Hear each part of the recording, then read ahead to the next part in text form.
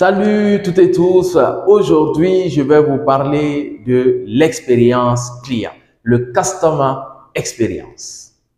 Vous êtes un entrepreneur, vous êtes un commerçant, vous êtes un vendeur, vous êtes un agent en front office. Alors, il faut savoir que le client a toujours raison. Même quand il a tort, il a raison.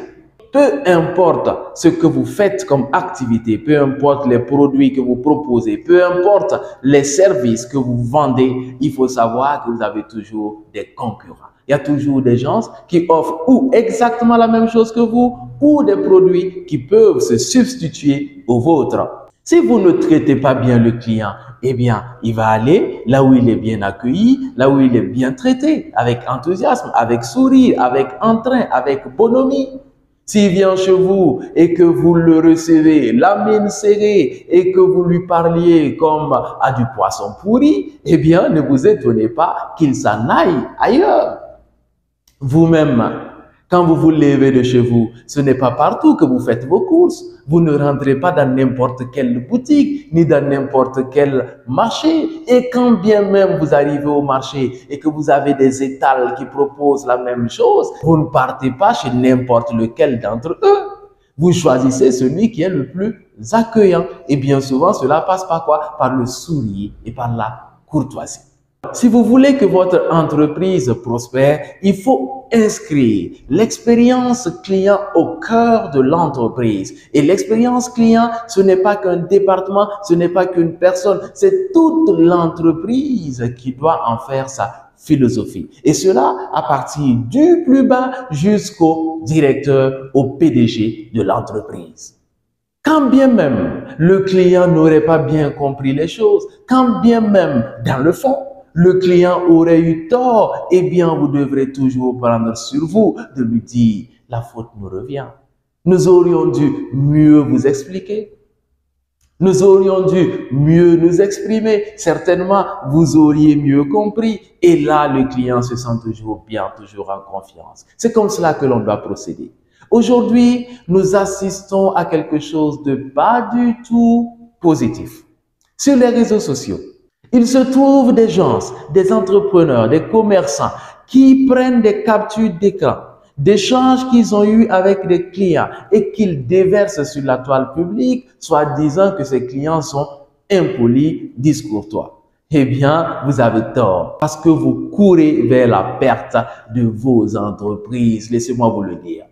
On ne peut pas dénigrer un client et l'avoir toujours avec nous. On ne peut pas dénigrer un client et avoir les autres clients avec nous. Ce n'est pas possible parce que le client a besoin de se sentir à l'aise sur toute envie et sur tout besoin. Vous-même, en tant que client, quand vous partez dans les magasins, comment est-ce que vous souhaitez être reçu? Quand vous partez dans un service, comment est-ce que vous souhaitez être accueilli? C'est la question que vous devrez vous poser. C'est exactement le même type de service que vous devez donner à vos clients qui viennent à vous. Et je vous entends tous ici me disant, oui, mais il y a certains clients. Il n'y a pas de mais qui tiennent. Le client, c'est le client, qu'il soit petit, grand, beau, laid, riche, pauvre, courtois, discourtois, peu importe. Le client, vous lui devez du respect, de la considération et beaucoup de sourire en prime.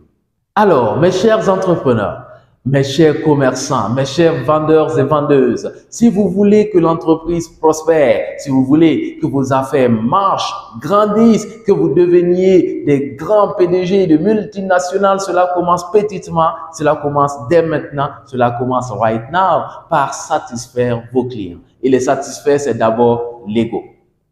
Il y a le service, il y a le produit, mais l'ego, la personne, la fierté. Tout le monde l'a quelque peu et le client encore plus. Quand on est en situation de client, on débourse son argent, on va acheter quelque chose, on n'a pas du tout envie des mauvaises humeurs des uns et des autres. On a envie d'être traité comme un roi. Et oui, le client est roi. C'est une expression que vous connaissez bien. On l'a chantée à tue-tête, répétée et galvaudée. Mais attention, il ne suffit pas de le dire. Imaginez-vous un roi qui se tient là, devant vous. Comment est-ce que vous allez vous comporter? Je suis sûr que tout de suite, vous allez entrer dans vos petits souliers. Vous serez aux petits soins. Eh bien, c'est simple. C'est exactement ce que vous devez faire avec votre client. Et vous verrez, mes chers, que la vie est belle et le monde merveilleux.